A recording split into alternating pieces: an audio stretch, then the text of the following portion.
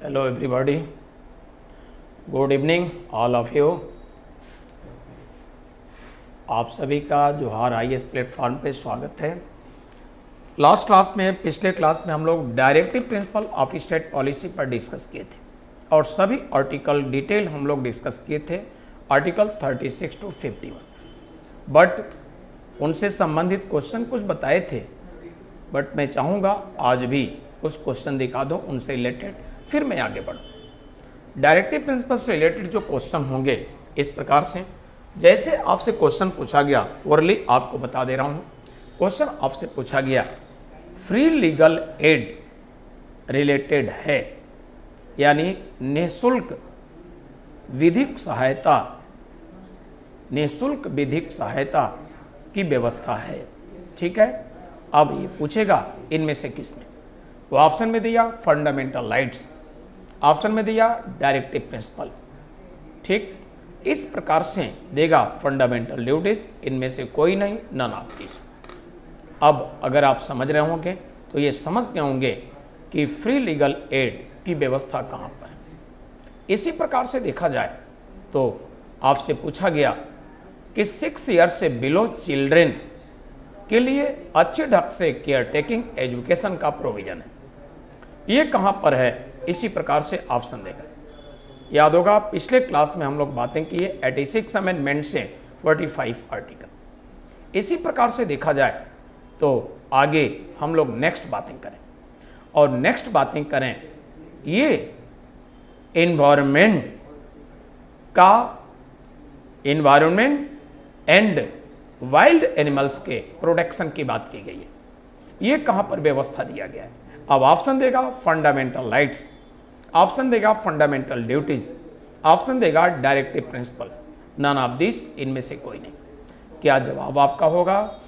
आप याद कीजिए, इंदिरा गांधी सरकार ने 42nd अमेंडमेंट के द्वारा आर्टिकल 48 में प्रोविजन दिया, क्या यही इन्वायरमेंट पर्यावरण के संवर्धन और साथ साथ वन्य जीव जो होते हैं वाइल्ड एनिमल, उनके संरक्षण प्रोटेक्शन की व्यवस्था। तो 42nd अमेंडमेंट के द्वारा आर्टिकल 48 ए में ये व्यवस्था इंदिरा जी की सरकार ने 42nd अमेंडमेंट 1976 के साथ एडिट किया। ठीक है, इसी प्रकार से आपके क्वेश्चन होगा कि ग्राम पंचायतों की संगठन ऑर्गेनाइजेशन ऑफ विलेज पंचायत के प्रोविजन हैं, इनमें से कहाँ। अब ऑप्शन इसी प्रकार से होगा, तो आप जवाब दे सकते हैं आर्टिकल 40 की व्यवस्था। यहाँ पर आर्टिकल भी देता है और सीधे से आर्टिकल पूछेगा, किस आर्टिकल में। ये लोअर पीसीएस यूपी में भी पूछा है, ये बीपीएससी में भी पूछ चुका है, आपसे भी झारखंड पीसीएस में पूछेगा, आप जवाब दे सकते हैं।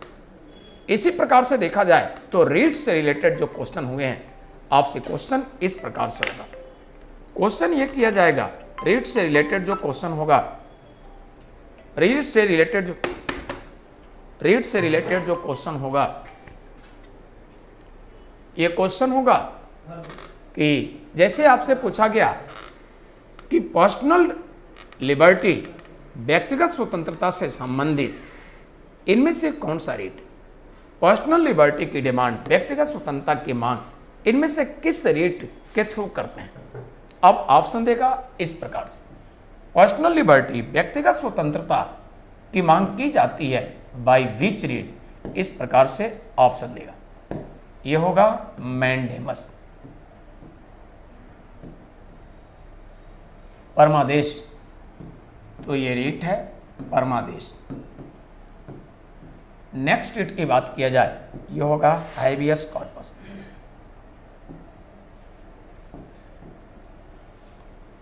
बंदी प्रत्यक्षीकरण।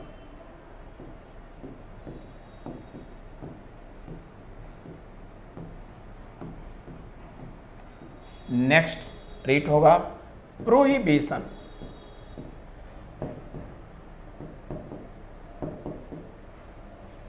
प्रतिषेध।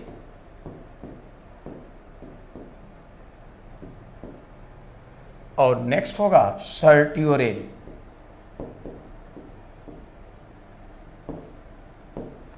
उत्प्रेषण।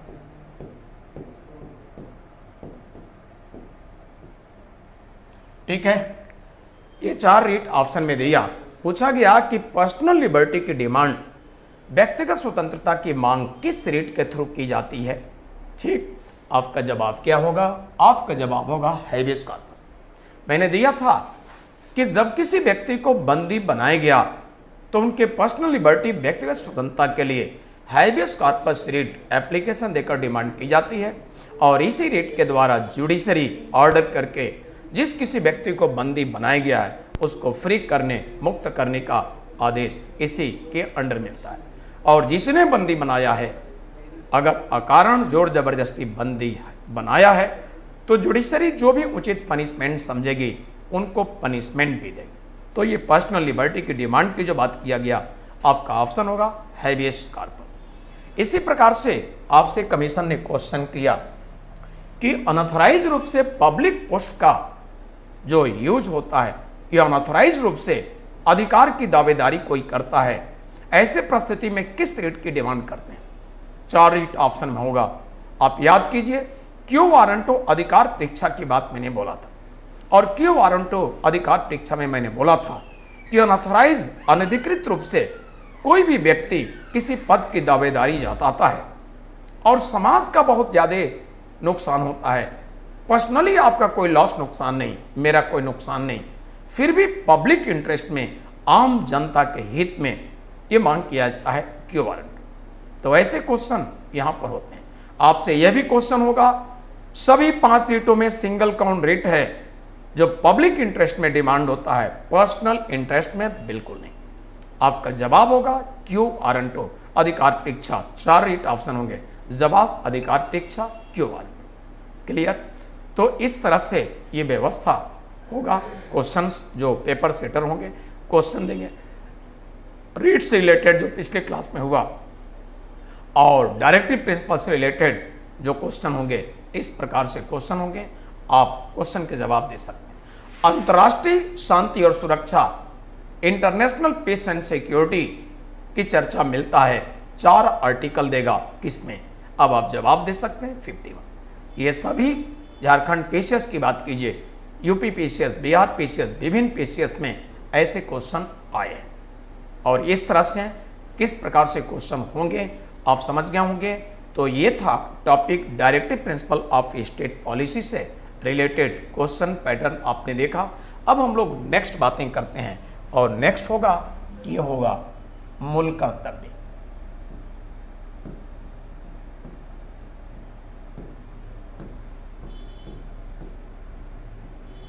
Fundamental duties.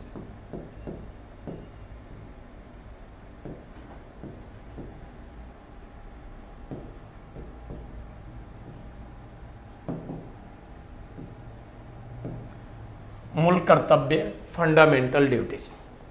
समझिए, फंडामेंटल ड्यूटीज मूल कर्तव्य की बात देखा जाए तो यहां जो व्यवस्था दिया गया है वो व्यवस्था इस तरह से, ड्यूटीज की व्यवस्था इंडियन कॉन्स्टिट्यूशन में सेपरेट किसी आर्टिकल में नहीं था। अगर सबसे पहले ये बात किया जाए कि ड्यूटीज की व्यवस्था लंबे समय के बाद हमारे कॉन्स्टिट्यूशन में एडेड हुआ। कब? इंदिरा जी की सरकार थी और इंदिरा जी ने 42nd अमेंडमेंट किया इन 1976, यानी इंडियन कॉन्स्टिट्यूशन इंप्लीमेंटेड हुआ इन 1950। 26 जनवरी 1950, 26 जनवरी 1950 को भारत का संविधान पूर्णतः लागू हुआ, कंप्लीटली इंप्लीमेंटेड हुआ। और 1976 में ये व्यवस्था दिया गया। कौन सा? फंडामेंटल ड्यूटीज, मूल कर्तव्य। अर्थात देखा जाए तो फंडामेंटल ड्यूटीज, मूल कर्तव्य की जो व्यवस्था दी गई, ये व्यवस्था 26 वर्षों के बाद दिया गया। तो जरा विचार कीजिए, चूंकि 26 वर्षों तक भारत के संविधान में ये व्यवस्था नहीं था, तो अगर ड्यूटीज को महत्वपूर्ण माना जाए तो इतना ही इंपॉर्टेंस महत्वपूर्ण है फंडामेंटल ड्यूटीज, तो इतने दिनों तक इसके एब्सेंसी में, इसके अभाव में देश की व्यवस्था कैसे चलती रही? ठीक, अगर महत्वपूर्ण है तो इतने दिनों तक के, यानी अगर मानते हैं महत्वपूर्ण नहीं तो फिर लाया ही क्यों गया? क्यों लाया गया संविधान में? क्यों एडेड हुआ? क्यों जोड़ा गया? ये दोनों प्रश्न बनते हैं, और ऐसे प्रश्न आपसे पूछे जाते हैं माना कि मेंस में पूछे गए, इंटरव्यू में या पीटी में देते हैं, तो समझिए आप सभी जवाब क्या देंगे। आपको जवाब देना है कि ड्यूटीज की व्यवस्था सेपरेट कॉन्स्टिट्यूशन में नहीं था, बट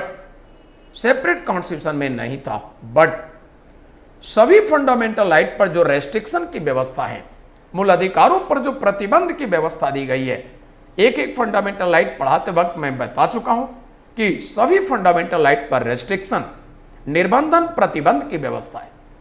कोई भी फंडामेंटल राइट इंडियन कॉन्स्टिट्यूशन में नहीं है, एक सिंगल फंडामेंटल राइट कॉन्स्टिट्यूशन में नहीं है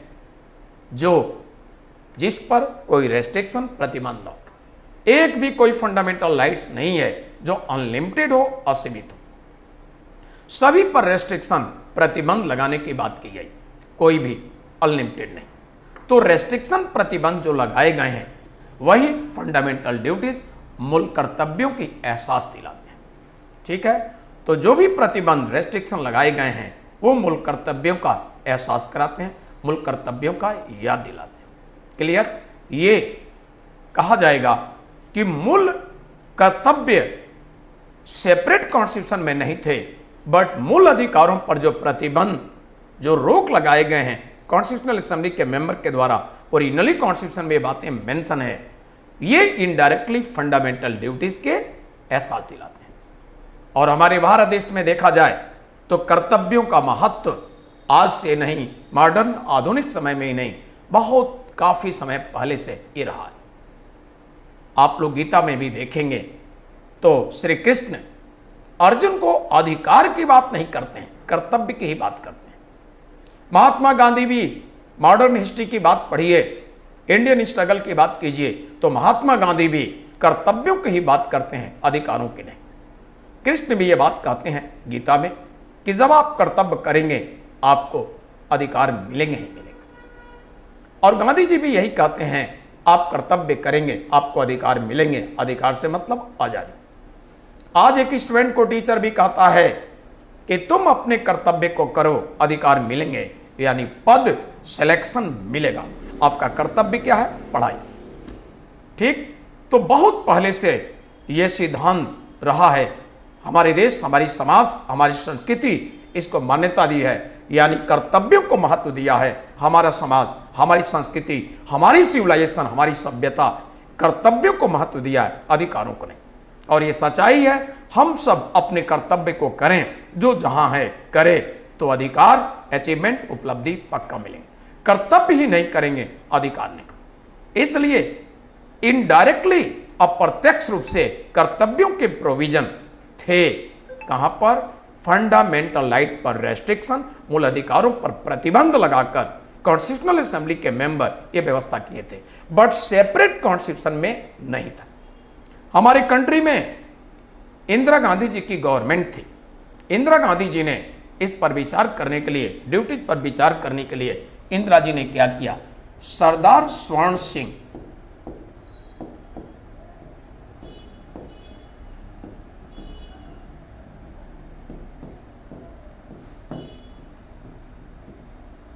सरदार स्वर्ण सिंह की अध्यक्षता में उन्होंने समिति गठित किया और इस समिति का नाम था सरदार स्वर्ण सिंह समिति। ठीक है, तो इंदिरा गांधी सरकार ने एक कमेटी सेटअप किया, सरदार स्वर्ण Singh.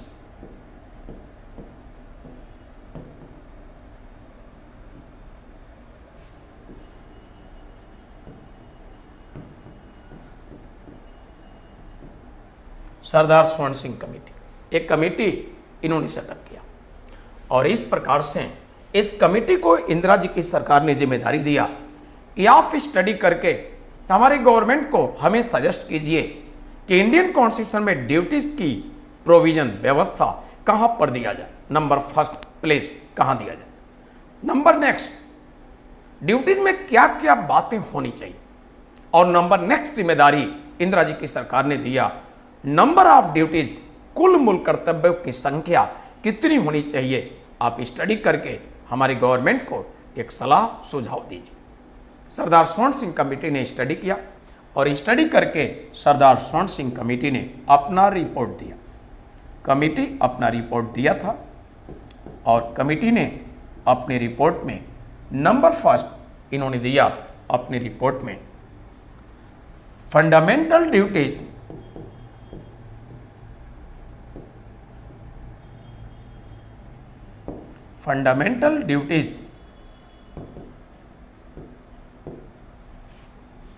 should be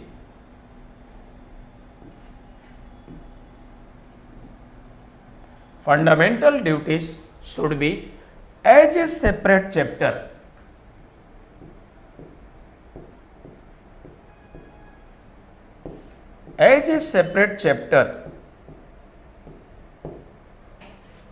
in the constitution.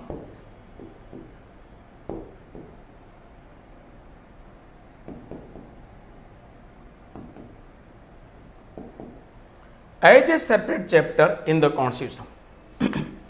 तो इन्होंने अपने रिपोर्ट में दिया पहला रिपोर्ट मूल कर्तव्यों की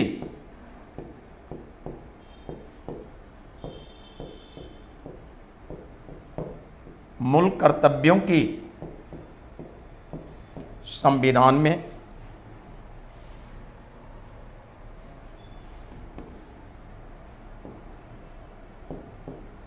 मूल कर्तव्यों की संविधान में एक पृथक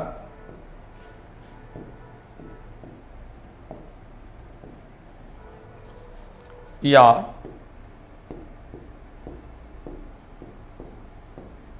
अलग पाठ होना चाहिए।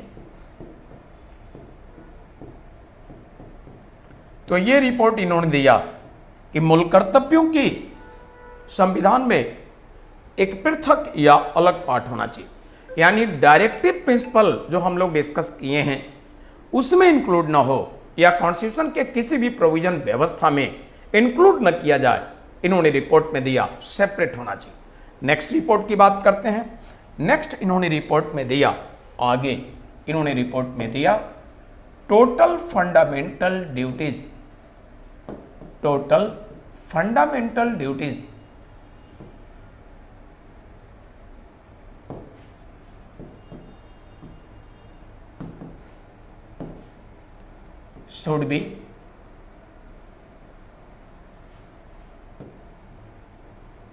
should be eight.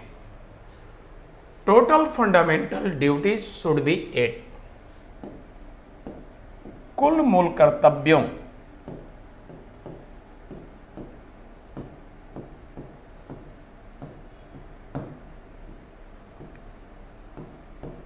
कर्तव्यों की संख्या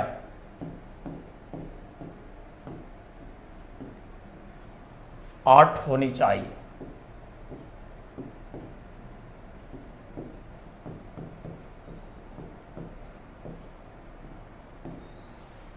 कुल मूल कर्तव्यों की संख्या 8 होनी चाहिए। Total fundamental duties should be 8। कुल मूल कर्तव्यों की संख्या 8 होनी चाहिए। रिपोर्ट इनके थे और इस प्रकार से फाइनल इनके रिपोर्ट आ गए। जब रिपोर्ट इनके आ गए तो इनके रिपोर्ट की इंतजार इंदिरा जी की सरकार कर रही थी। रिपोर्ट आने के बाद प्राइम मिनिस्टर इंदिरा जी ने अपनी कैबिनेट की सीटिंग अपनी मंत्रिमंडल की बैठक बुलाई और कैबिनेट की सीटिंग मंत्रिमंडल की बैठक जो हुआ उसमें इंदिरा जी ने डिस्कस करके एक बिल फ्रेमिंग की। पार्लियामेंट के दोनों हाउसेस से यह बिल पास हो गया, प्रेसिडेंट का सिग्नेचर हो गया, एक्ट बन गया। आप सभी जानते होंगे ये एक्ट तभी बनता है जब प्रेसिडेंट का सिग्नेचर हो गया, ये एक्ट बन गया। 42nd amendment act. तो 42nd अमेंडमेंट एक्ट सरकार ने तैयार किया इन 1976। बाय दिस अमेंडमेंट सरकार ने व्यवस्था दिया और व्यवस्था क्या दिया, जो रिपोर्ट में था सेपरेट करने को, इसको ध्यान में रखते हुए सरकार ने सेपरेट करने का प्रयास किया। यानी डायरेक्टिव प्रिंसिपल का जो लास्ट आर्टिकल है उसकी आर्टिकल की बात की जाए, पार्ट की बात की जाए तो डायरेक्टिव प्रिंसिपल हम लोग बातें किए हैं कितना, पार्ट 4। तो ये पार्ट 4 जो है डायरेक्टिव प्रिंसिपल इन्होंने सेपरेट करने के लिए पार्ट 4 में ए एडिट किया। नेक्स्ट क्या किया वो इस तरह से, नेक्स्ट किया वो इस तरह से। आर्टिकल 51 जो अंतिम अनुच्छेद था उसमें एक पार्ट एडिट कर दिया 51A। तो पार्ट भी सेपरेट कर दिया, यानी पार्ट 4 था और पार्ट 4 सेपरेट करने के लिए इन्होंने क्या किया, ए कर दिया, पार्ट 4A भाग 4A। ठीक है, इसी प्रकार से देखा जाए तो सेपरेट करने का जो रिपोर्ट आया था आर्टिकल में भी ध्यान दिया इन्होंने, और 51 में इन्होंने इंक्लूड नहीं किया। आर्टिकल सेपरेट करने के लिए इस संशोधन के द्वारा इन्होंने अंतिम अनुच्छेद जो था 51 उसमें ए पार्ट एडिट कर दिया, यानी अनुच्छेद 51 को भाग 4 में को। अब ध्यान दीजिएगा, इन्होंने रिपोर्ट में दिया था, सरदार स्वर्ण सिंह कमेटी ने रिपोर्ट में दिया था कि टोटल फंडामेंटल ड्यूटीज होना चाहिए कितना, 8। लेकिन इंदिरा सरकार ने स्वर्ण सिंह कमेटी के इस रिपोर्ट को, जिसमें 8 ड्यूटीज की बात किया था, ये उनको अच्छा नहीं लगा और उन्होंने क्या किया, इन्होंने सुधार किया और अपने अनुसार इन्होंने उचित माना कि 10 होना चाहिए। तो इन्होंने इस अमेंडमेंट के द्वारा 10 ड्यूटीज की व्यवस्था किया। तो आपसे पूछा गया बाई 42nd अमेंडमेंट 42वें संशोधन के द्वारा कितने फंडामेंटल ड्यूटीज सुनिश्चित किए गए, डिसाइड किए गए, आपका जवाब होगा 10। तो इसके द्वारा total 10 fundamental duties,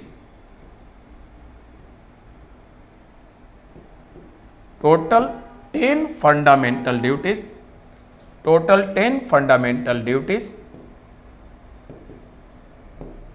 decided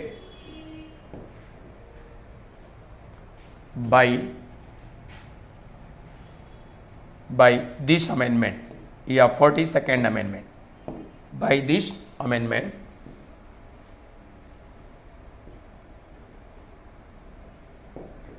this amendment act। ठीक है, दिस अमेंडमेंट यानी 42nd अमेंडमेंट 1976। तो इस 42वें संशोधन के द्वारा आपसे पूछा गया कितने मूल कर्तव्य एडिट किए गए, तो जवाब 10। सरदार स्वर्ण सिंह कमेटी के रिपोर्ट के अकॉर्डिंग कितने ड्यूटीज, तो आपका जवाब ऑप्शन देगा 8, 9, 10, 11, जवाब होगा 8, क्योंकि स्वर्ण सिंह कमेटी ने ड्यूटीज की जो बात किया वो 10 नहीं 8 ही अपने रिपोर्ट में दिया। ठीक है, तो इस प्रकार से ड्यूटीज की व्यवस्था आपके कॉन्स्टिट्यूशन में किया गया और इंडियन कॉन्स्टिट्यूशन में ड्यूटीज यही चल रहे थे, कितने, 10। लेकिन हुआ भी क्या, ये भी ध्यान दीजिएगा, अटल बिहारी वाजपेयी गवर्नमेंट ने एक अमेंडमेंट किया और अटल जी की सरकार ने अमेंडमेंट की थी 86 अमेंडमेंट एक्ट। ये 86 अमेंडमेंट एक्ट और ये अमेंडमेंट हुआ 2002 में। ठीक है, 2002 में इस अमेंडमेंट के द्वारा अटल सरकार ने एक न्यू फंडामेंटल ड्यूटी एडिट किया। कौन सा fundamental duties, 11th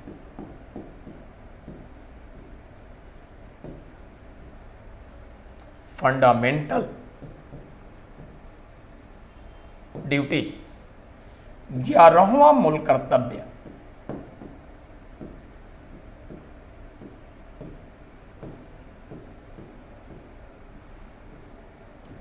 eleven fundamental duties, 11वां मूल कर्तव्य। ठीक है, ये व्यवस्था उन्होंने दिया गया।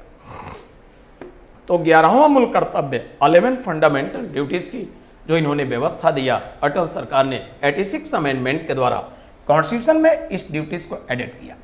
इसमें अटल सरकार ने व्यवस्था दिया 6 इयर्स, ये 6 इयर्स ये व्यवस्था इन्होंने दिया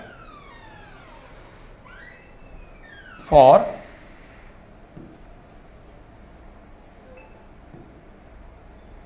6 years to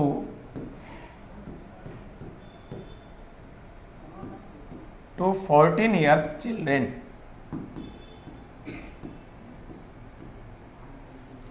तो ये डिसाइड इन्होंने किया एज 6 वर्ष से लेकर 14 वर्ष के बच्चों के लिए, 6 years टू 14 ईयर्स चिल्ड्रन के लिए व्यवस्था दिया। इस ड्यूटीज में किस अवस्था के जो बच्चे होंगे उनकी गार्जियन को ड्यूटी होगी बहुत अच्छे ढंग से केयर टेकिंग एंड एजुकेशन, एक कर्तव्य, ये ड्यूटी दिया। 6 वर्ष से लेकर 14 वर्ष के बच्चों के मदर फादर जो होंगे, जो गार्जियन, वो अच्छे से इनकी केयर टेकिंग और एजुकेशन, शिक्षा, इनको कर्तव्य दिया, इनको ड्यूटी दिया। तो आज अगर पूछा गया कि टोटल ड्यूटीज इंडियन कॉन्स्टिट्यूशन में कितने हैं, आपके जवाब होंगे 11। लास्ट ड्यूटीज किस अमेंडमेंट से कॉन्स्टिट्यूशन में एडेड हुआ, जवाब होगा 86 अमेंडमेंट। अंतिम ड्यूटीज जो था उसमें व्यवस्था क्या है, क्लियर है। कब एडेड हुआ, क्लियर है। किसके शासनकाल में, अटल बिहारी वाजपेयी। ड्यूटीज की जो व्यवस्था फर्स्ट टाइम जो किया गया बाय विच अमेंडमेंट, जवाब 42। पहली बार ड्यूटीज की व्यवस्था कॉन्स्टिट्यूशन में सेपरेट कब एडेड किया गया, आपका जवाब होगा इंदिरा जी के शासन में। कब, 76। क्लियर। एक क्वेश्चन और आप लोगों को सुना दो। क्वेश्चन आपसे पूछा गया है सरदार स्वर्ण सिंह कमेटी से संबंधित क्वेश्चन, ये B, C and D option दिया गया है।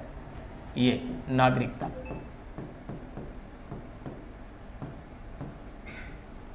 और नेक्स्ट मूल अधिकार,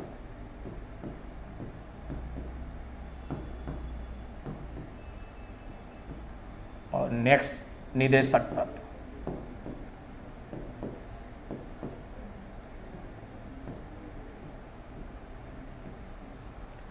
ठीक है, और नेक्स्ट है मूल कर्तव्य।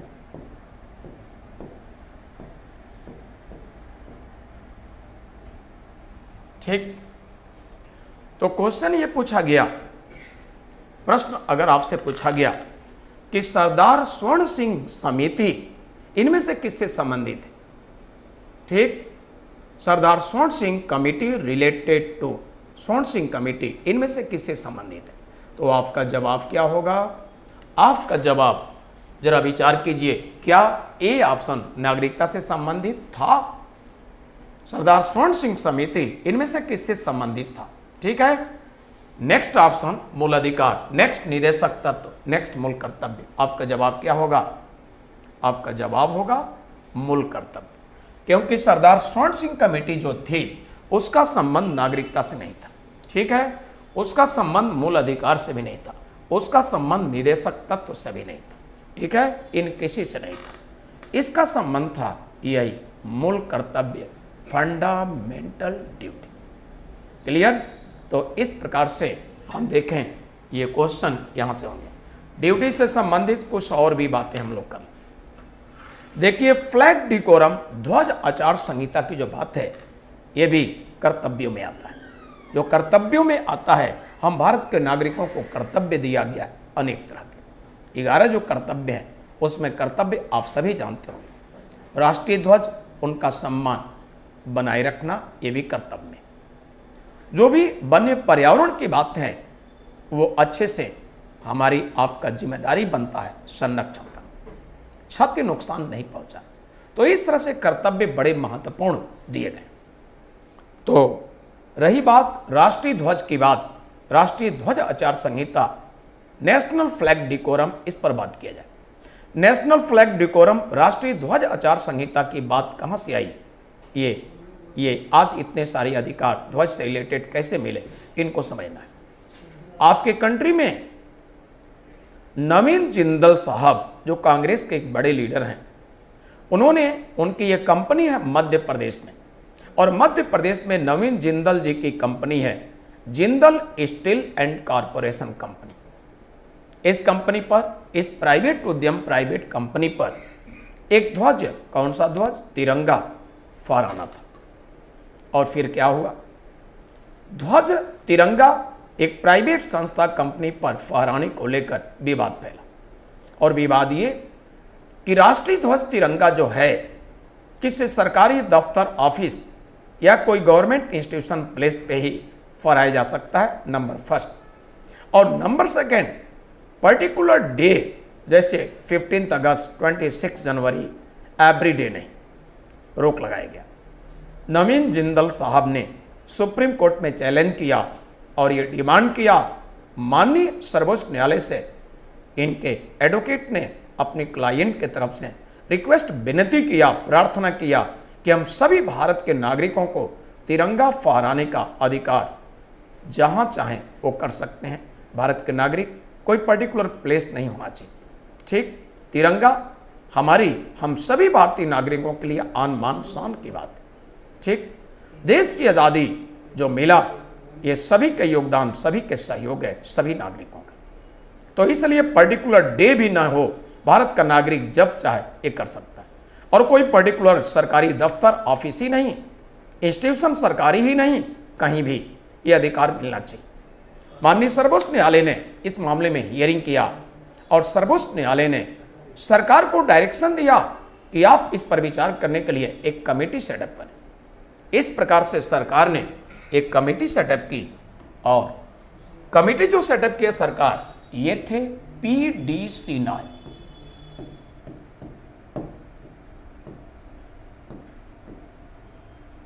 ये थे पीडी सिन्हा और ये डिप्टी सेक्रेटरी थे उस समय। ये थे डिप्टी सेक्रेटरी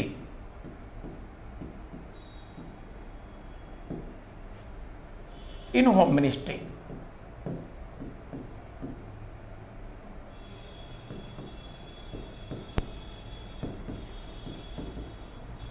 डिप्टी सेक्रेटरी इन होम मिनिस्ट्री।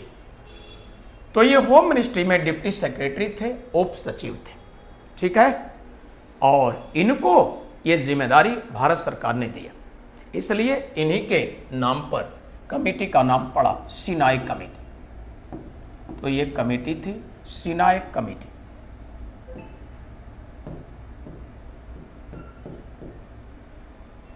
तो ये समिति का नाम पड़ा सिन्हा समिति। सरकार इन्हीं की अध्यक्षता में चेयरमैनशिप में कमेटी सेटअप किया, नाम था पीडी सिन्हा, इसलिए कमेटी का नाम पड़ा सिन्हा समिति।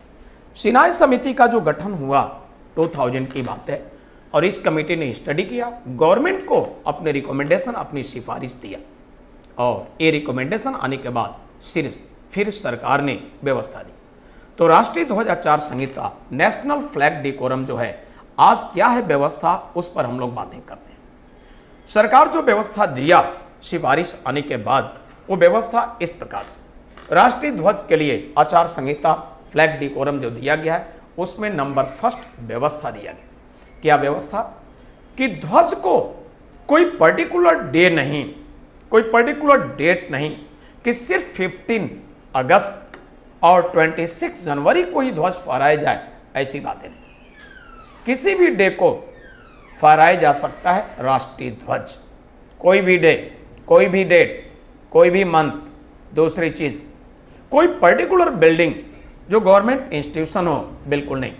कोई गवर्नमेंट ऑफिस हो, बिल्कुल नहीं, बाउंडेड नहीं। किसी भी प्लेस स्थान पर भारत का कोई नागरिक फहरा सकता है।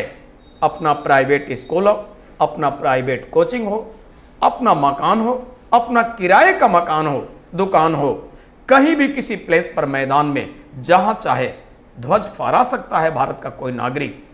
और अब आगे आचार संहिता में क्या है, मैंने अभी बताया, किसी भी तारीख नहीं है फिक्स की 15 अगस्त और 26 जनवरी। तो इंडिपेंडेंस डे 15 अगस्त और रिपब्लिक डे 26 जनवरी जो पहले फिक्स था, नहीं, कोई भी तारीख हो और किसी भी प्लेस। लेकिन आचार संहिता में फ्लैग डेकोरम में और भी बातें, इसका स्पर्श धारा जमीन से नहीं होना चाहिए। कोई व्यक्ति ये नहीं कह सकता डंडे में तिरंगा है और जमीन से टच कर रहा है बार बार ऐसे और बोल रहा है कि मेरी मर्जी, मैं तिरंगा ऐसे ही फहराऊं, मेरे फहराने का यही तरीका।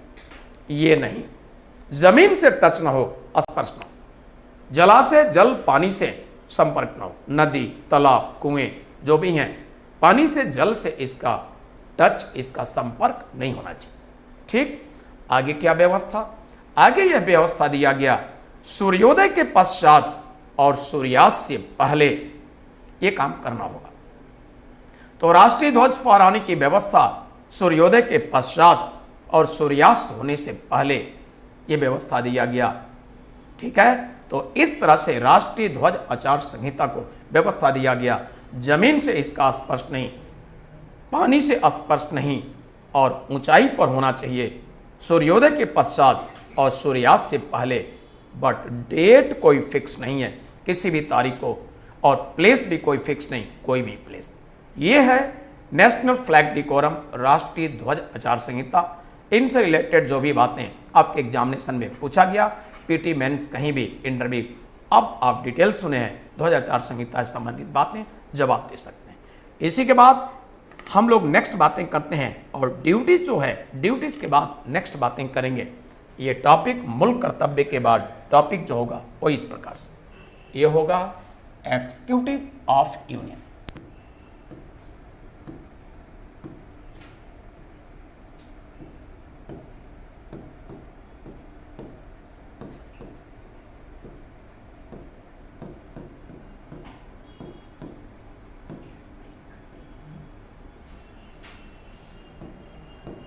संघ की कार्यपालिका, और संघ की कार्यपालिका के हेड राष्ट्रपति। Executive of union,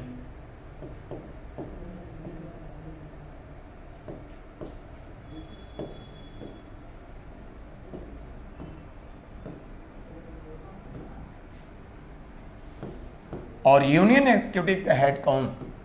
president.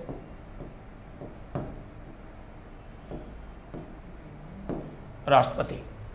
तो संघ के कार्यपालिका के हेड राष्ट्रपति, और राष्ट्रपति जो पोस्ट है इनके बारे में हम लोग बातें करेंगे कि राष्ट्रपति पोस्ट कैसा पोस्ट है। ये पोस्ट पर जो भी व्यक्ति आता है, क्या एग्जाम देकर सेलेक्ट होकर आता है, क्या अपॉइंटेड नियुक्त होता है, क्या इलेक्टेड निर्वाचित होता है, कैसे आता है, इस पद पर हम लोग बातें करेंगे। यूनियन एग्जीक्यूटिव का हेड, इंडिया स्टेट का हेड प्रेसिडेंट होता है। तो भारत राज्य के हेड की बात किया जाए तो आपका जवाब होगा राष्ट्रपति। इंडिया गवर्नमेंट के हेड की बात किया जाए, भारत सरकार के हेड की बात की जाए, भारत सरकार का हेड कौन होता है, तो जवाब राष्ट्रपति नहीं होगा, तब जवाब होगा प्रधानमंत्री। बट इंडिया स्टेट, भारत राज्य का हेड कौन है अगर पूछा गया तो आपका सही ऑप्शन होगा राष्ट्रपति। राष्ट्रपति हमारे देश का सबसे बड़ा पद है, top most post Indian constitution में अगर पूछा गया कौन है, आपका जवाब प्रेसिडेंट। प्रेसिडेंट से बड़ा कोई पोस्ट नहीं होता। और ये पोस्ट अब पूछा गया कि किस आर्टिकल के अंडर ये पोस्ट मेंशन है, तो आपका जवाब होगा ये होगा आर्टिकल, ये होगा आर्टिकल 52। तो अनुच्छेद 52 में इस पद की चर्चा है, ये है प्रेसिडेंट, राष्ट्रपति। अंडर आर्टिकल 52 अनुच्छेद 52 में इस पद की चर्चा है।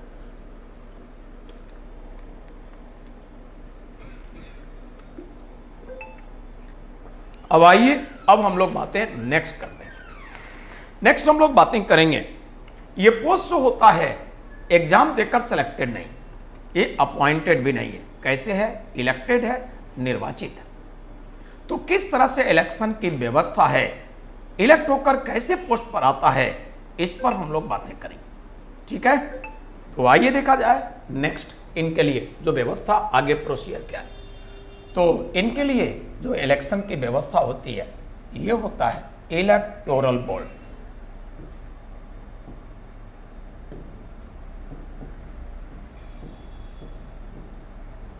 या इसको इलेक्टोरल कॉलेज भी कहते हैं।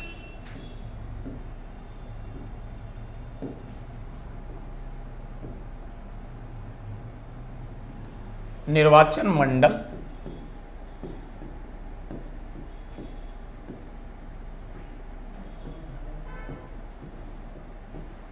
मंडल या निर्वाचन कॉलेज,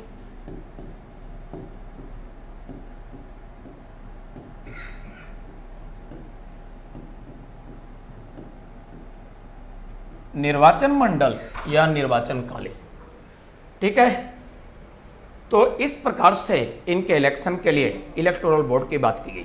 अगर आपसे पूछा गया कि इलेक्शन निर्वाचन की व्यवस्था किस आर्टिकल में, सबसे पहले ये हम लोग देखें कि इनके लिए जो इलेक्शन की व्यवस्था है, निर्वाचन की, जो कि प्रेसिडेंट इलेक्टेड होता है, तो सबसे पहले हम बात करें, इलेक्टेड है इसलिए सबसे पहले इनके लिए बात करेंगे इलेक्शन, निर्वाचन।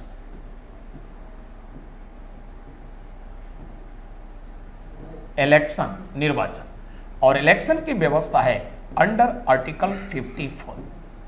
लेकिन आपसे पूछा गया मेथड ऑफ इलेक्शन, राष्ट्रपति का निर्वाचन किस आर्टिकल में, तो जवाब 54 नहीं होगा, 55 होगा।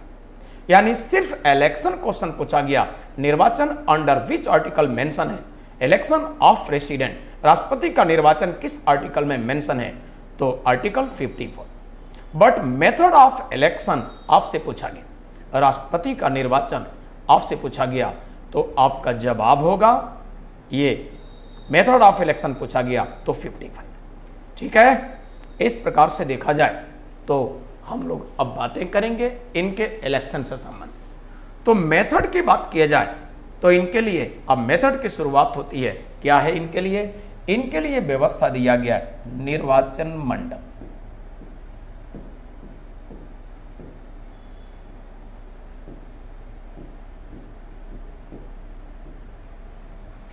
निर्वाचन मंडल या निर्वाचन कॉलेज कहते हैं इसको।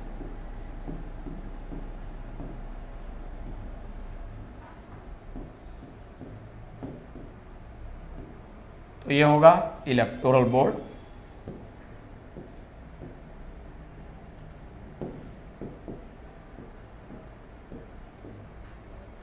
और इलेक्टोरल कॉलेज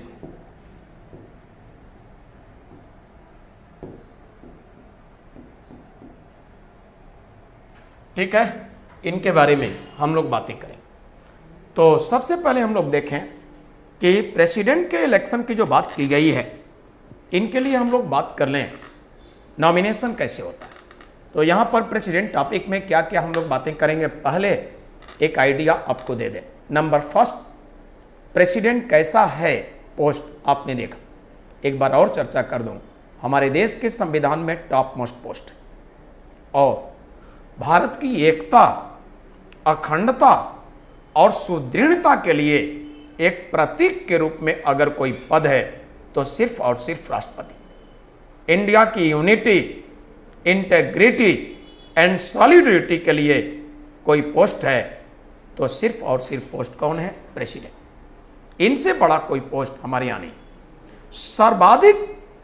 सर्वाधिक सम्मानित, सबसे ज्यादा अगर ऑनरेबल पोस्ट कहा जाए, मोस्ट ऑनरेबल पोस्ट आपके कंट्री के कॉन्स्टिट्यूशन में, तो आपका जवाब होगा प्रेसिडेंट।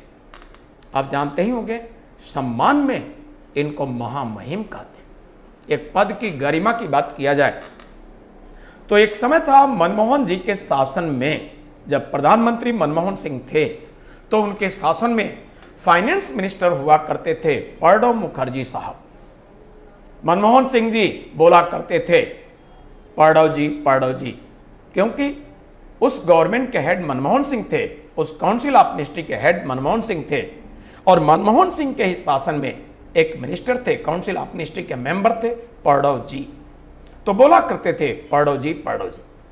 लेकिन आप सभी जानते होंगे 2012 का जो इलेक्शन हुआ उसमें कांग्रेस ने प्रेसिडेंट का प्रत्याशी अपना खड़ा कराया प्रणब मुखर्जी साहब को, और काफी बहुमत से देश के राष्ट्रपति निर्वाचित भी हुए, चुने गए। राष्ट्रपति पद पर आने के बाद first time PM Manmohan Singh ji गए मिलने, तो पहले ही उन्होंने बोला महामहिम, उसके बाद है अन्य बात।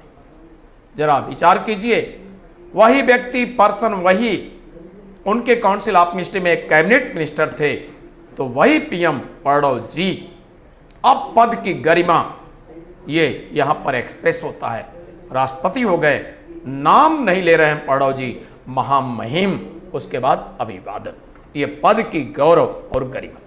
तो सर्वाधिक ऑनरेबल, मोस्ट ऑनरेबल पोस्ट अगर कॉन्स्टिट्यूशन में है तो यही है प्रेसिडेंट। अब जरा विचार कीजिए कि इनके लिए इलेक्शन की व्यवस्था इनडायरेक्ट क्यों है, मैं इलेक्शन दिखाऊंगा अभी। नंबर फर्स्ट, डायरेक्ट इलेक्टेड क्यों नहीं, नंबर नेक्स्ट इलेक्टेड ही क्यों है, तो ध्यान दीजिएगा। अपॉइंटेड इसलिए नहीं क्योंकि ये भारत की व्यवस्था देखा जाए तो एक संघात्मक व्यवस्था है, कंप्लीटली यूनिटरी एकात्मक नहीं और कंप्लीटली संघात्मक फेडरल भी नहीं, क्वासी फेडरल है हमारा कॉन्स्टिट्यूशन।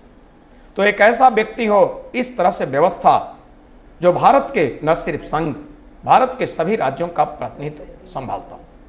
ये तभी संभव है जब इलेक्टेड हो और इलेक्शन में राज्यों का भी कंट्रीब्यूशन योगदान हो, यह समझा गया। अब यह समझा गया कि अगर डायरेक्ट इलेक्शन होता है तो करोड़ों करोड़ों रुपए एक्सपेंडिचर होगा, जबकि अथॉरिटी सत्ता के हिसाब से देखा जाए तो ये पोस्ट बहुत महत्वपूर्ण नहीं है।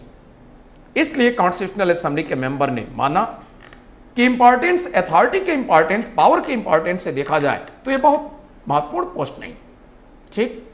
इसलिए इन्होंने समझा कि डायरेक्ट इलेक्शन होगा, पूरे भारत की पब्लिक पार्टिसिपेट करेगी, अननेसेसरी बहुत बड़ा अमाउंट एक्सपेंडिचर होगा। इसलिए इन्होंने माना कि इसके लिए इनडायरेक्ट इलेक्शन की व्यवस्था किया जाए।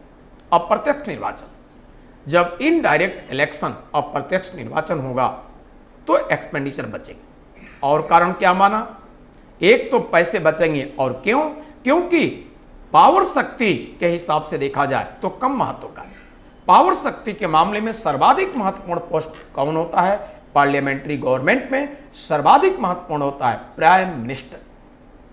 तो शक्ति इनके पास संविधान के द्वारा नहीं है सफिशिएंट, शक्ति के मामले में बड़ा पद नहीं, इसलिए माना गया कि अननेसेसरी एक्सपेंडिचर नहीं।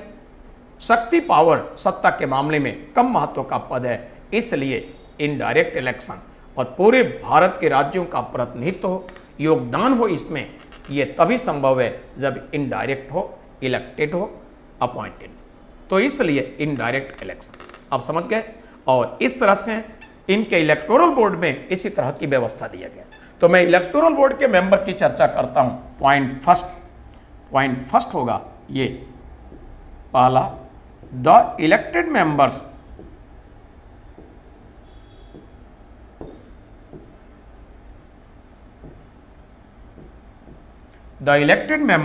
of both houses, the elected members of both houses of the parliament,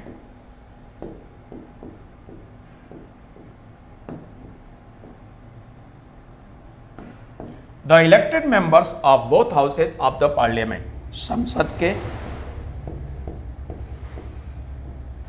संसद के दोनों सदनों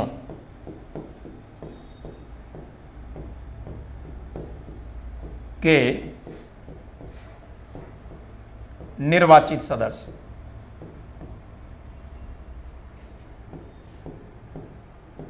तो ये निर्वाचन मंडल के मेंबर। दूसरा मेंबर देखा जाए तो द इलेक्टेड, दूसरा point, the elected members, the elected members of the legislative assembly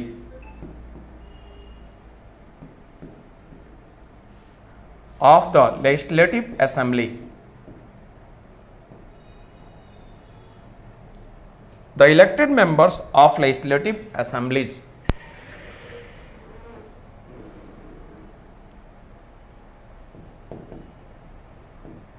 of states,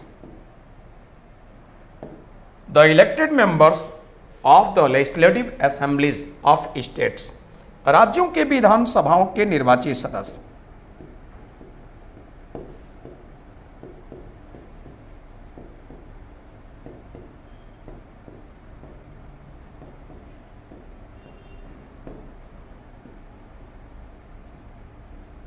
राज्यों के विधानसभाओं के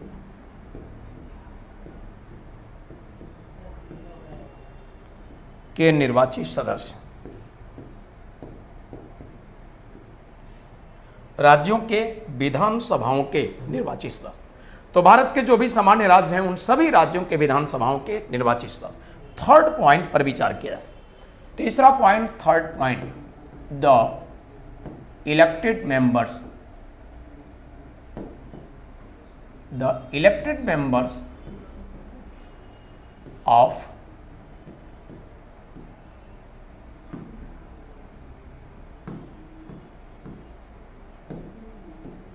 legislative assemblies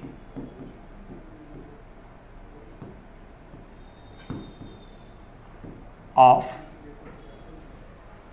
the elected members of legislative assemblies of union territories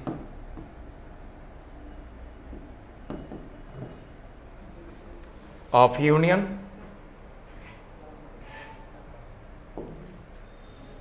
territories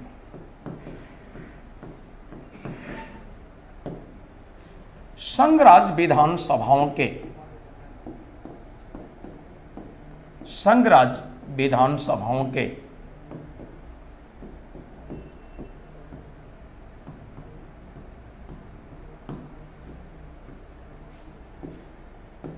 निर्वाचित सदस्य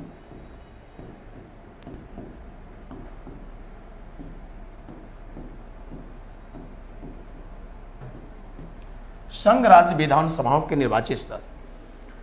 तो पार्लियामेंट के दोनों हाउसेस के मेंबर्स इलेक्टेड से मतलब पॉइंट फर्स्ट जो कह रहा है, ये आपने देखा, जो पार्लियामेंट के हाउसेज में नॉमिनेटेड मेंबर हैं पार्टिसिपेट नहीं करेंगे, सिर्फ इलेक्टेड। लेजिस्लेटिव असेंबली में भी सिर्फ इलेक्टेड। हालांकि मोदी सरकार जो व्यवस्था की है 126 नंबर की जो बिल लाई, बाय दिस व्यवस्था की है एंग्लो इंडियन जो लोकसभा में नॉमिनेटेड अब नहीं होंगे। स्टेट असेंबली में, लेजिस्लेटिव असेंबली में, विधानसभा में जो एक एंग्लो इंडियन नॉमिनेटेड होता था बाई गवर्नर, वो भी नहीं।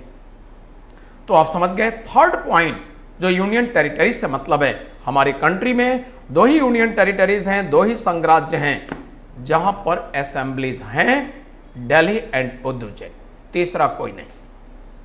तीसरा संघ राज्य होने वाला है असेंबली, वो है जम्मू कश्मीर। बट प्रेजेंटली अभी देखा जाए तो ऐसा नहीं है। तो अभी की बात की जाए वर्तमान में तो 2 यूनियन टेरिटरीज, 2 संघ राज्य हैं जहां असेंबली है, अन्यों में नहीं। तो इन सभी पॉइंट, इलेक्टोरल बोर्ड के सभी मेंबर्स का मीनिंग, महत्व आप समझ गए। अब आइए हम लोग बातें करेंगे। इलेक्शन हमारे कंट्री में कोई भी होता है, सबसे पहले नॉमिनेशन होता है। तो सबसे पहले नॉमिनेशन, नामांकन होता है। इसलिए राष्ट्रपति के इलेक्शन के लिए भी इंडियन कॉन्स्टिट्यूशन में नॉमिनेशन, नामांकन की बात है। इनके लिए नॉमिनेशन, नामांकन किस तरह से है, हम लोग बातें करेंगे। तो आइए देखते हैं इनके नॉमिनेशन, नामांकन की बात। राष्ट्रपति के लिए नामांकन,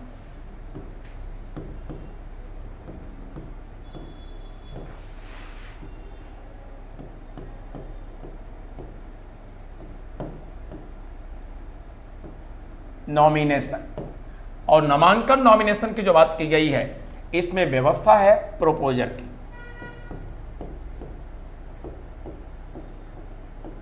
तो प्रोपोजर्स आप हिंदी में कहेंगे प्रस्तावक। प्रोपोजर्स, प्रस्तावक की व्यवस्था है, कितने होंगे? 50। और 50 जो होंगे वो हम आप नहीं होंगे। कौन होंगे? अभी मैंने आप लोगों को बताया है, इलेक्टोरल बोर्ड, निर्वाचन मंडल। तो इलेक्टोरल बोर्ड के जो मेंबर हैं, पॉइंट फर्स्ट, सेकेंड, थर्ड, तो इन्हीं में से कोई 50 होंगे जो नाम को प्रपोज करेंगे। ठीक, प्रत्याशी के नाम का प्रपोज करेंगे, प्रस्ताव लाएंगे। ठीक, ये राष्ट्रपति पद के प्रत्याशी प्रपोज करने वाले प्रस्ताव कम से कम एटलीस्ट कितने होना चाहिए? 50। और ये कहां से? निर्वाचन मंडल के सदस्य जो 1, 2, 3 पॉइंट बताए हैं, आप सभी जानते हैं। इन्हीं में से कोई 50 या इनसे अधिक, 51, 52, 55, 60, 75 चलेगा, बट 49, 48 नहीं चलेगा। अगर प्रोपोजर इलेक्टोरल बोर्ड के मेंबर में से 49, 48 हैं, कम हैं, तो कहानी खत्म हो गई। नेक्स्ट देखें, अब हम लोग बातें करेंगे क्या? सेकेंडर्स, यानी अनुमोदक।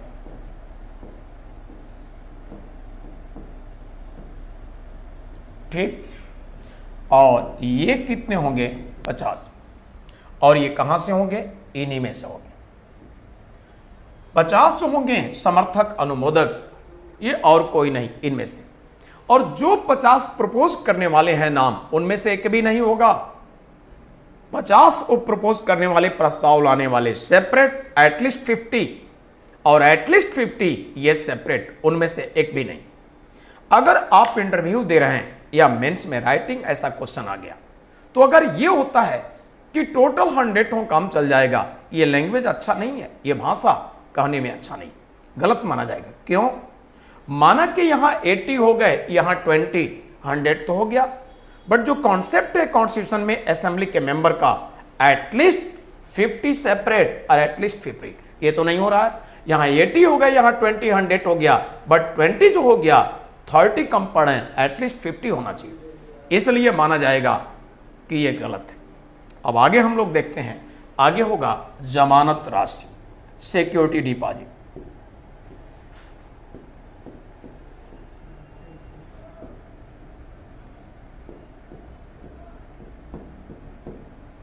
जमानत राशि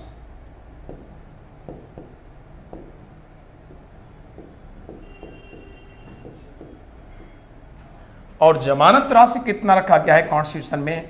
ये रखा गया है 15,000, 15,000 रुपये। तो 15,000, 15,000 ये प्रत्याशी कहाँ जमा करेगा? ये जमा करेगा RBI, reserve bank of India. तो भारतीय रिजर्व बैंक में ये जमा करेगा, ये जमा करेगा इस प्रकार से, reserve bank of India, RBI में जमा करेगा। ठीक है, आपसे कमीशन क्वेश्चन करेगा कि राष्ट्रपति पद का प्रत्याशी जो होगा सिक्योरिटी अमाउंट जमानत राशि जमा करेगा। ऑप्शन देगा bank, SBI, PNB Punjab national bank, RBI, next any nationalised bank, कोई राष्ट्रीयकृत बैंक। आपको लगेगा कि कोई राष्ट्रीयकृत बैंक हो, बट जवाब गलत है, फिक्स है बैंक RBI इसी में। और ध्यान दीजिए, टोटल वैलिड वोट का अगर इसने वोट पाया, कुल वैध मतों का अगर इसने वोट पाया 1/6, ठीक, कुल वैध मतों का टोटल वैलिड वोट,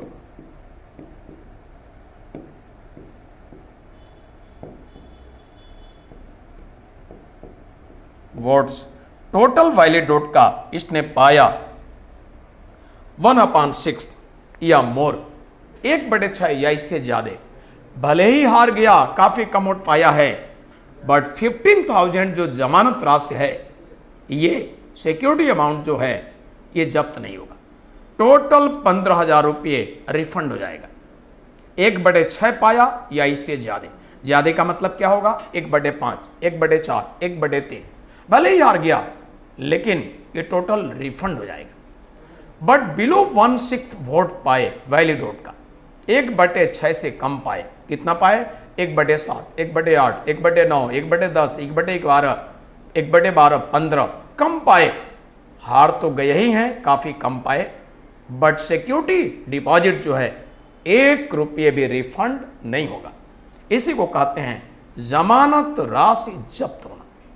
तो कमीशन कल को झारखंड पीसीएस में आपसे पूछा गया कि राष्ट्रपति के इलेक्शन में जमानत राशि जब्त होने से बचने के लिए किसी प्रत्याशी को एटलीस्ट कम से कम कितने वोट प्राप्त करने आवश्यक हैं? अब ऑप्शन होगा 1/4, 1/5, 1/6, 1/7। आपका जवाब होगा 1/6 एटलीस्ट, तभी जमानत राशि सुरक्षित रहेगा, अदरवाइज नहीं। तो ये रहा नॉमिनेशन, और नॉमिनेशन के बाद अब हम लोग बातें करेंगे नेक्स्ट योग्यताएं। तो नेक्स्ट बातें करते हैं, ये होगा योग्यताएं, क्वालिफिकेशन। आइए देखा जाए इनके लिए क्वालिफिकेशन क्या है। तो राष्ट्रपति के लिए योग्यताएं,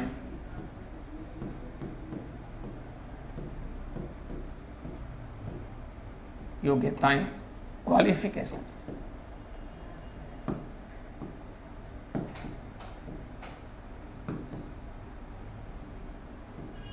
क्वालिफिकेशन, क्वालिफिकेशन की बात किया जाए तो इस प्रकार से इनकी योग्यता क्वालिफिकेशन की जो बात दी गई है, नंबर फर्स्ट है, फर्स्ट पॉइंट उसे भारत का नागरिक होना चाहिए, उसे भारत का नागरिक होना चाहिए।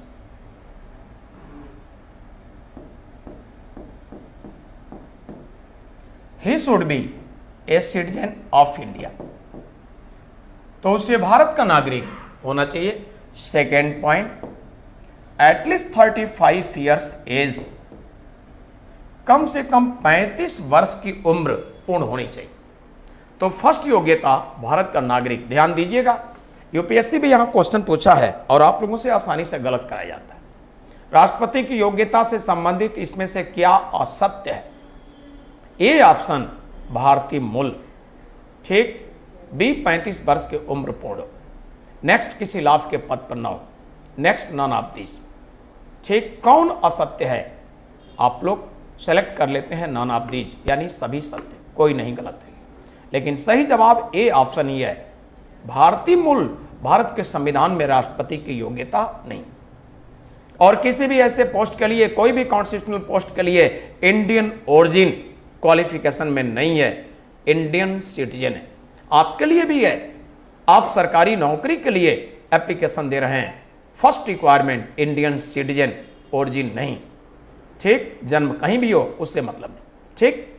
नेक्स्ट योग्यता देखा जाए तो यह है लोकसभा का सदस्य बनने के योग्य, लोकसभा का सदस्य बनने के योग्य, ठीक। तो लोकसभा के सदस्य, मेंबर्स ऑफ लोकसभा बनने के योग्य हो, यह दिया गया है यहां पर। आगे ध्यान दीजिए, क्यों यह योग्यता दिया गया है? ऐसा नहीं कि लोकसभा का मेंबर जो इलेक्टेड होगा वही प्रेसिडेंट का इलेक्शन लड़ेगा, बिल्कुल नहीं। आपके सामने एग्जाम्पल है प्रेजेंट प्रेसिडेंट द्रौपदी मुर्मू जी, इसके पहले भी रामनाथ कोविंद जी, बहुत सारे एग्जाम्पल हैं। अर्थात इसका मीनिंग है यूनियन एक्सिक्यूटिव का हेड होता है प्रेसिडेंट, और अंडर आर्टिकल 75 व्यवस्था है यूनियन एक्सिक्यूटिव या union council of ministry collectively responsible to Lok Sabha. संघीय मंत्रिपरिषद या संघीय मंत्रिपरिषद सामूहिक रूप से लोकसभा के प्रति उत्तरदायी होती है। संघ की सरकार लोकसभा के प्रति उत्तरदायी होती है, या संघीय मंत्रिपरिषद सामूहिक रूप से लोकसभा के प्रति उत्तरदायी होती है। यह व्यवस्था है अनुच्छेद 75 में। बट उस मंत्रिपरिषद का, उस एक्सिक्यूटिव, यूनियन एक्सिक्यूटिव का हेड कौन होता है? प्रेसिडेंट। मैं शुरू में ही दिखा चुका हूं। इसलिए असेंबली के मेंबर, इनके लिए फॉर्मेलिटी दिए हैं। जिसका हेड प्रेसिडेंट है वो लोकसभा के प्रति रिस्पॉन्सिबल, उत्तरदायी है, इसलिए इनके योग्यता में फॉर्मेलिटी है लोकसभा के मेंबर बनने के योग्य। इस फॉर्मेलिटी का रिलेशन है, इनका सीधा रिलेशन लोकसभा से है, इसलिए योग्यता। नेक्स्ट है फोर्थ, किसी लाभ के पद पर न हो, no any profit post, no any profit post, कोई लाभ के पद पर न हो। ये कोई लाभ के पद पर न हो, नो एनी प्रॉफिट पोस्ट। तो किसी भी लाभ के पद पर है, किसी प्रॉफिट पोस्ट पर, तो नॉमिनेशन से जस्ट बिफोर इन्हें रिजाइन करना होगा, अदरवाइज इनका नॉमिनेशन कैंसिल हो जाएगा। तो ये योग्यता है। प्रॉफिट पोस्ट का मतलब क्या है, क्लियर हो ले। सुप्रीम कोर्ट में यह मुद्दा चला गया, प्रॉफिट पोस्ट लाभ का पद। सुप्रीम कोर्ट ने अपने डिसीजन में 2 क्राइटेरिया डिसाइड किया। नंबर फर्स्ट, पोस्ट परमानेंट हो, पद स्थायी हो, और नंबर सेकेंड, एक वेतन मिलता होना चाहिए। कम वेतन, ज्यादा, कितना बड़ा वेतन, इससे मतलब नहीं। ये 2 बातें कोई पोस्ट कैरी करता है तो उस पोस्ट को कहेंगे प्रॉफिट पोस्ट, लाभ का पद। पहला क्या मैंने बताया, पद स्थायी हो, परमानेंट, स्टेबिलिटी हो, और सेकेंड वेतन मिलता हो। आप सरकारी पद पर होते हैं, दोनों बातें पाई जाती हैं। सरकारी पद पर पोस्ट सिक्योरिटी है अंडर आर्टिकल 311, ठीक है। और इस तरह से देखा जाए, सर्विस सिक्योरिटी ही नहीं, स्टेबिलिटी स्थायी ही नहीं, एक वेतन भी पाते हैं। इसलिए दोनों नेचर जो सुप्रीम कोर्ट डिसीजन में दिया है मिलता है। इसलिए हर सरकारी पद, छोटा बड़ा जो भी हो, प्रॉफिट पोस्ट है, लाभ का पद। प्राइवेट पद नहीं। प्राइवेट पद में जानते होंगे फर्स्ट रिक्वायरमेंट जो सुप्रीम कोर्ट का है वही फुलफिल नहीं होता। आज किसी पोस्ट पर हैं, कल हटा दिया मालिक, ऑनर ने, आपसे योग्य कोई आया छुट्टी, यानी आपकी पोस्ट परमानेंट नहीं, स्थायित्व नहीं। ठीक, तो ये चारों योग्यता पर डिस्कस हुआ, सभी का महत्व समझे। इसके बाद हम बातें करेंगे इस टॉपिक में, आगे कंटिन्यू करेंगे। इनका चुनाव कोटा क्या होता है, इलेक्शन कोटा, और वोटर्स जो हैं उनके वोट के वैल्यू क्या हैं, ये सभी बातें करेंगे। बट प्यारे बच्चों, आज के क्लास में इतना ही, यानी इस वीडियो में इतना ही। नेक्स्ट बातें जो हम कंटिन्यू करेंगे, इलेक्शन कोटा, चुनाव कोटा की बातें करेंगे, बट अगले वीडियो में, अगली क्लास में। आज यहीं तक। Thank you, goodbye and take care. Bye बच्चों।